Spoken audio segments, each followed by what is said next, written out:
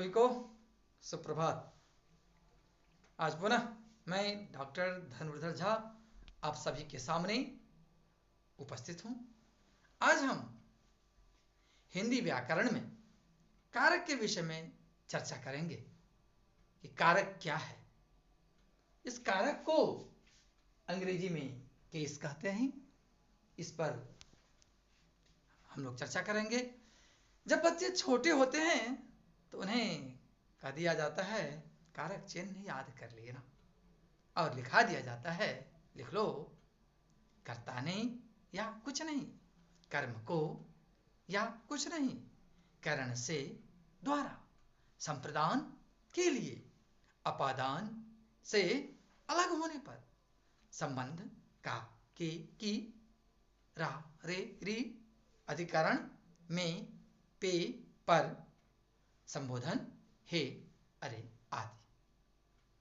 विद्यार्थी याद भी कर लेते हैं परंतु समझ नहीं पाते आखिर क्यों याद करना पड़ा, क्या है वो कारक, क्या है। याद करके परीक्षा में लिख देना बस हो गया? नहीं, इसके बारे में जानने के लिए आपको जानना पड़ेगा कि वाक्य है क्या, उसकी बनावट क्या है। तो इसको कहने से पहले मैं आपसे दो शब्द कहना चाहता हूं। यदि आप मेरे चैनल को सब्सक्राइब नहीं किए हैं तो जरूर कर लीजिए, अभी कर लीजिए।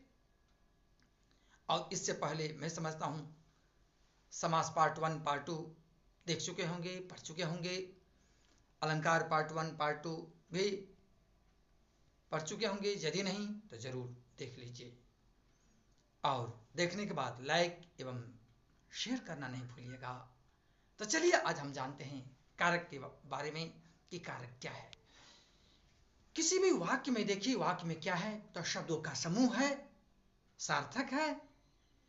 और उन शब्दों के समूह में देखिए कि प्रधान क्या है, हेड क्या है, मुख्य क्या है। तो यदि हम उसमें देखेंगे किसी भी वाक्य में देखिए तो उस वाक्य में मुख्य जो है वो क्रिया है। तो क्रिया को पहले पहचानना पड़ेगा कि क्रिया है क्या। देखिए क्रिया एक्शन है, वर्ब है। कोई भी काम जब हम करते हैं वो एक्शन है, वही क्रिया है। जैसे हिंदी में ऐसे याद रखिए, पढ़ना, लिखना, खाना, पीना, आना, जाना, रोना आदि जो है क्रियाएं हैं। इस क्रिया को पहले समझना पड़ेगा और इस क्रिया के साथ जिसका साक्षात संबंध है वे कारक कहलाते हैं। याद रखिए, क्रिया के साथ जिसका साक्षात संबंध है वे कारक कहलाते हैं। कहेंगे सर तो भूल जाते हैं ना, याद नहीं रहता है। चलिए हम लोग कुछ बात करते हैं। अब बारात गए होंगे, जरूर गए होंगे। बारात जब जाते हैं, बाराती जो आप लोग रहते हैं तो उसमें प्रधान कौन है? बोलिए क्या उत्तर है? दूल्हा। सही कहा आपने। वर जिसको कहते हैं, अर्थात वर के साथ बाराती होते हैं। तो क्या रोड पर चलने वाले व्यक्ति चल देते हैं? नहीं, रोड पर चलने वाले व्यक्ति नहीं होते हैं, बल्कि उस वर से साक्षात संबंध रखने वाले व्यक्ति होते हैं। मतलब वर से साक्षात संबंध रखने वाले व्यक्ति बाराती कहलाते हैं। बस इसी तरह याद कर लीजिए, क्रिया से साक्षात संबंध रखने वाले जो हैं सारे कारक कहलाते हैं। क्रिया से साक्षात संबंध रखने वाले कारक कहलाते हैं। इसलिए संस्कृत में याद करते हैं साक्षात क्रियान्वयित्वम कारकत्वम। क्रिया से जिसका साक्षात अन्वय हो, संबंध हो, वे कारक हैं। इसलिए कारक मुख्य रूप से 6 ही हैं, क्योंकि उन 6 कारकों का साक्षात संबंध है क्रिया से। और दो जो आपके संबंध और संबोधन जो है, इन दोनों क्रिया का साक्षात संबंध नहीं है। चलिए हम दिखाते हैं वाक्य में। आइए यहां पर देखिए, एक वाक्य लीजिए। राम ने रावण को बाण से सीता के लिए घर से बाहर युद्ध के मैदान में मारा।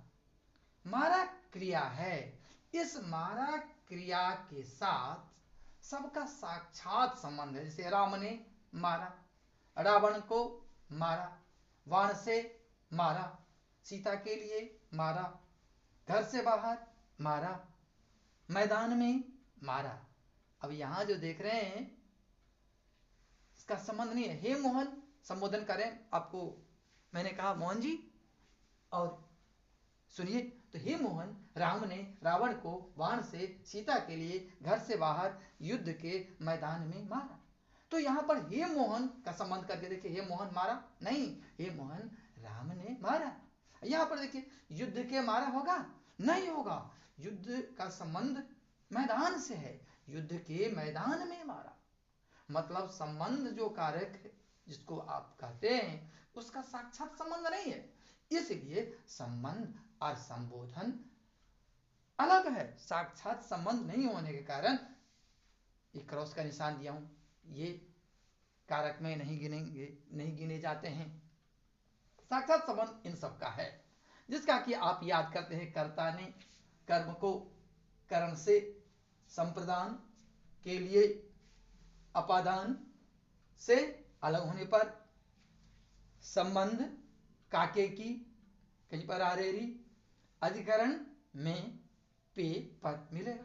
तो यहां देख लिया, सब में जो चिन्ह लगाकर बच्चों को कह दिया जाता है कि याद कर लो, जो ने का चिन्ह यदि लगा हो तो कर्ता कारक है, लेकिन ने का चिन्ह नहीं भी रहता है, याद रखिए, ने का चिन्ह होगा भी, क्योंकि भूतकाल में हम ने का चिन्ह लगा रहे हैं हिंदी में, और यदि भूतकाल नहीं है तो फिर नहीं लगा रहे हैं। राम रोटी खाता है, वहां तो नहीं है, न तो ने है और न तो को है, तो कैसे पहचानेंगे? तो चलिए इसको पहचानने के लिए इसका रहस्य समझिए। सबसे पहले क्रिया क्या है जानिए। जैसे राम रोटी खाता है, आपने कहा, तो खाना क्रिया को देखिए। खाना क्रिया के कहते हैं, रोटी आप ले लिए, मुंह में रखे, निकल गए, ये है खाना क्रिया। इस खाना क्रिया में हुआ क्या? इस खाना क्रिया में ऐसे करने में वो जो उसका करने वाला जो है, ऐसे ऐसे जो आप कर रहे हैं, तो उसको करने वाला है राम, जिसको कि कहते हैं डूअर ऑफ द एक्शन। तो उस क्रिया को करने वाला है राम, और वो जो क्रिया कर रहे हैं वो उसका फल कहां पड़ रहा है? रोटी पर पड़ रहा है। पिसा कौन गया? रोटी। निकल किसको गए? रोटी को। तो उस क्रिया का फल रोटी पर पड़ रहा है, इसलिए रोटी हो गया कर्म। तो इसका परिभाषा क्या बनी? क्रिया को करने वाले को कर्ता कहते हैं, क्रिया का जो संपादन करता है वो हो गया कर्ता। क्रिया का फल, अब फल समझ गए होंगे, आम अमरूद मत समझिएगा।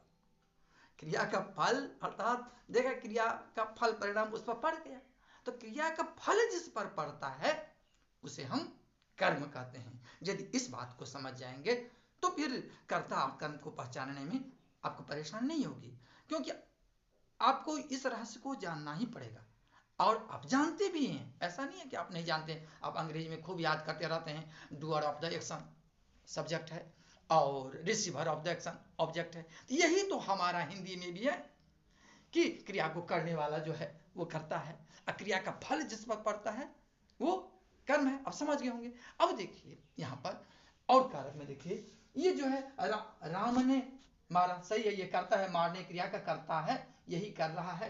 रावण को मारा, रावण, ये जो मारना क्रिया का जो फल है वो रावण पर पड़ रहा है, तो रावण हो गया कर्म। यहाँ ये बाण जो है इसमें सहायक है, इस मारना क्रिया में बाण ही सहायकतम है, यह नहीं रहेगा तो मारना क्रिया नहीं होगी।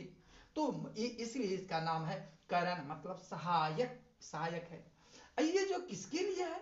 जिस उद्देश्य के लिए, वो उद्देश्य सीता के लिए, इसलिए के चिन्ह हम लोग लगाते हैं, तो बोल देते हैं बच्चों को के चिन्ह, ये के लिए चिन्ह याद कर लो। तो ये हो गया संप्रदान, क्योंकि यह सीता के लिए यह क्रिया है। और कहां है? तो घर से बाहर, इससे बाहर जो आप देख रहे हैं ये संबंध बोधक अव्यय है, इसकी चर्चा हम अव्यय जब पढ़ेंगे तो करेंगे। तो चलिए अभी इतना समझिए, घर से चिन्ह देखा आपने, तो से यहां भी है और यहां भी है, दो जगह से है, ध्यान रखिएगा।